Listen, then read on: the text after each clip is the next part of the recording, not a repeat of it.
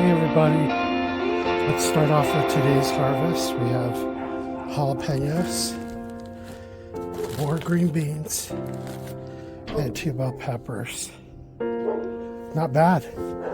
We're nearing the end of the harvest, the growing season, especially coming up here at the end of May. Right now, today's the 17th of May.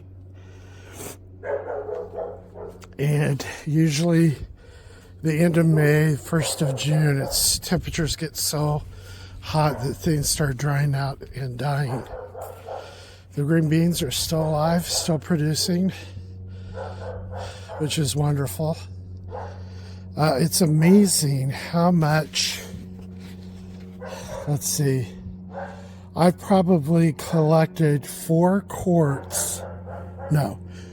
gallons of green beans just from this one area. And it looks like we might get one more harvest. Oops, I missed one. Nah, it could grow some more. One more harvest next weekend. So we'll see. Eggplant's doing well. There's one right there that's not too much longer. Yeah, there's a grape. There's one back here too. You know what? I think I will pick that.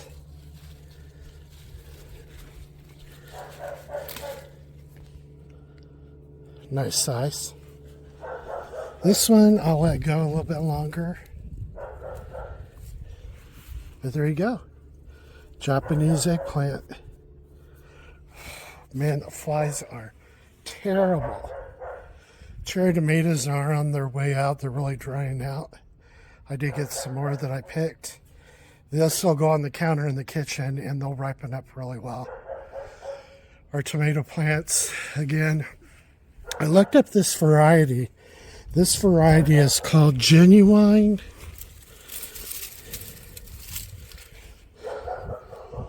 Genuine beef steak tomatoes. It came from Bonnie. And I looked these up, and these really aren't tolerant of heat. And it surprised the heck out of me that they were selling them at Lowe's here in the desert. My mom, she did some research, went out and looked, and Bonnie doesn't even offer this brand anymore. So, interesting. We did do some research, and for Marana, Arizona, Zone 9, if you want to do beefsteak tomatoes, they say to either do Celebrity. Now, Celebrity is going to be sometimes large, probably mostly medium fruit that produce, but they tolerate the heat well. And the other one that was right on the top suggested is called the Big Beefsteak, Big Red Beefsteak. And those do really well too. I'm going to put some information in the description. There's differences between hybrid and not, and indeterminate. And those two different classifications are important. And I don't want to really spend the time explaining it here. But if you're interested, you can go and see the information posted in my description section and take a look for yourself. I did some more trimming. You want to keep the lower leaves that really aren't really helping you out and are really wilting and stuff. Get them out of there. Clip them out. And as the growth goes, as you go along, you're going to notice at the base of the plant, right down here, as the plant grows, you're going to notice that you're starting to remove a lot of the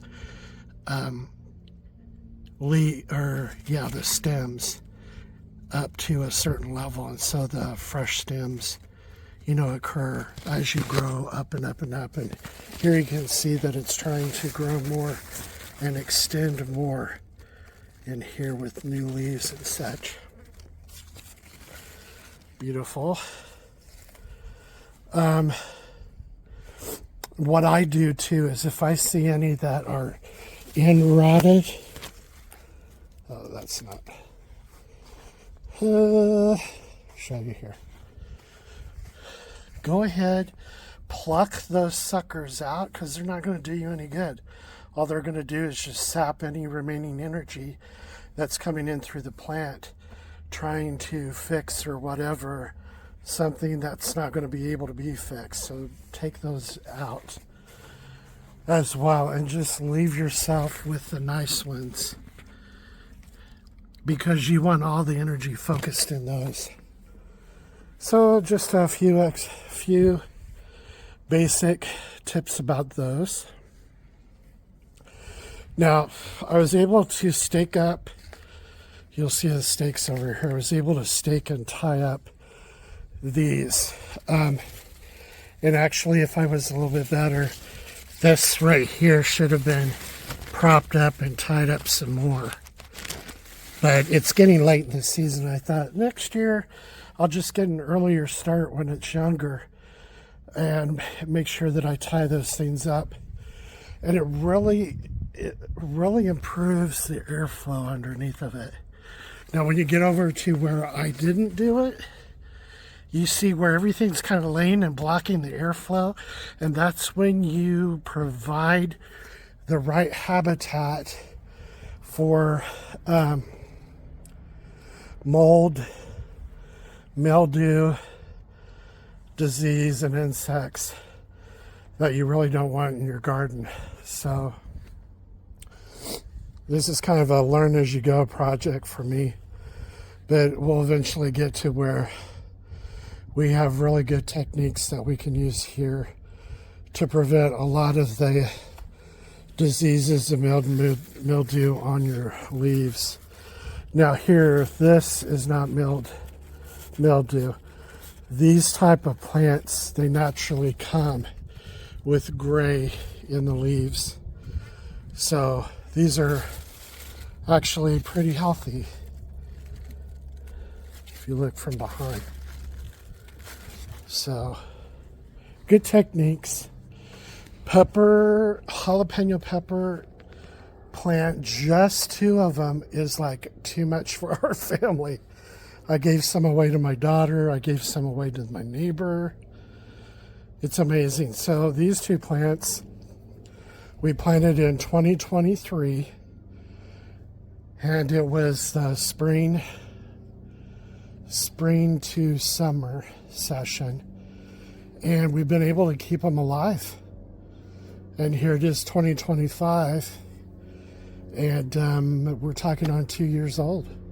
It's amazing.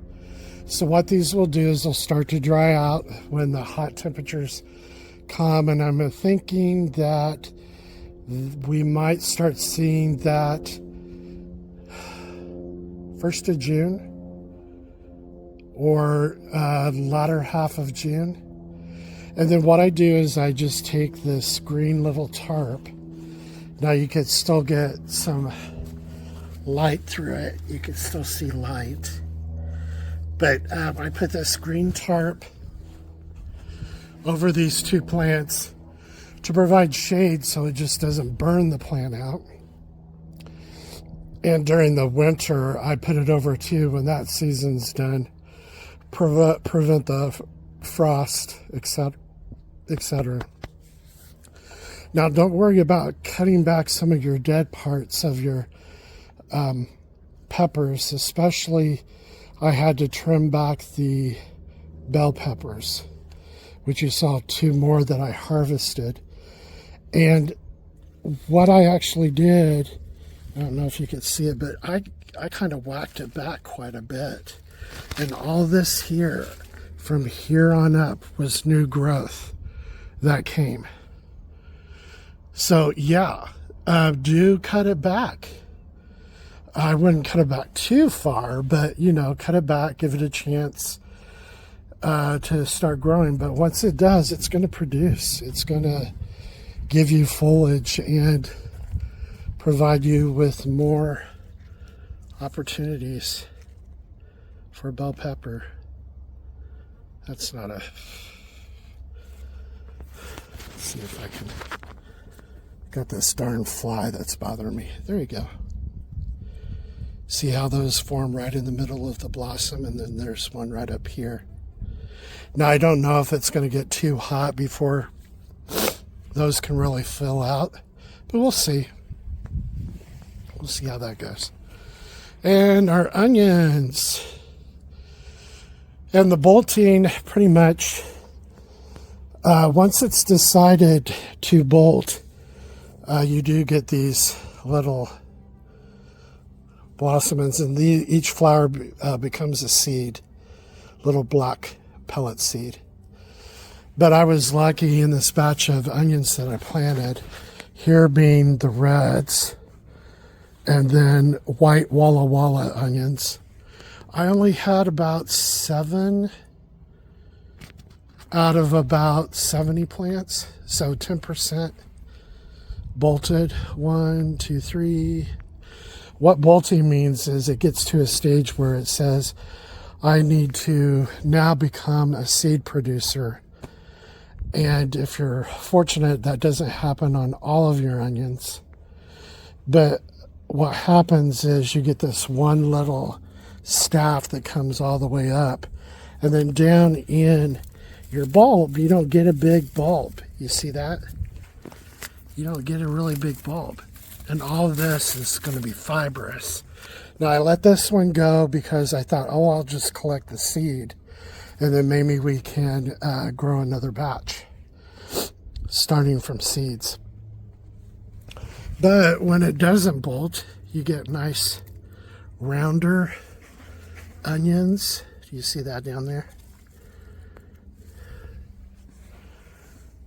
Here's one there.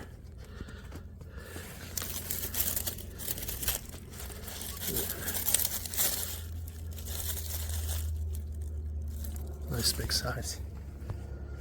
So, yeah. Now, when do you harvest these? These are going to, the stalks are going to start to dry out when they're pretty much done forming. These will dry out, and then they'll bend over. They're like this growing, but then they'll bend over almost to the ground. And then that's when you know to pull them. In between is some lettuce and some spinach that decided, oh, I'm going to pop up from previous seeding. Here's that red one right there. Look at that. That's a nice size one. So anyway, that is the garden this time. Our foxtails. These are still going. Looking really pretty. I really don't know the name of these things. Our landscaper that first built this and put the flowers in here said, here you go. And we never really learned the name of them. And we do have visitors. We have these little fairies that visit every so often. And they come to visit. They're very quiet. So we don't mind them as neighbors. Oh! There's a little bee that fell over. Okay. You guys have a wonderful week. We'll see you next weekend, which is Memorial Weekend. Woo woo! Take care, guys.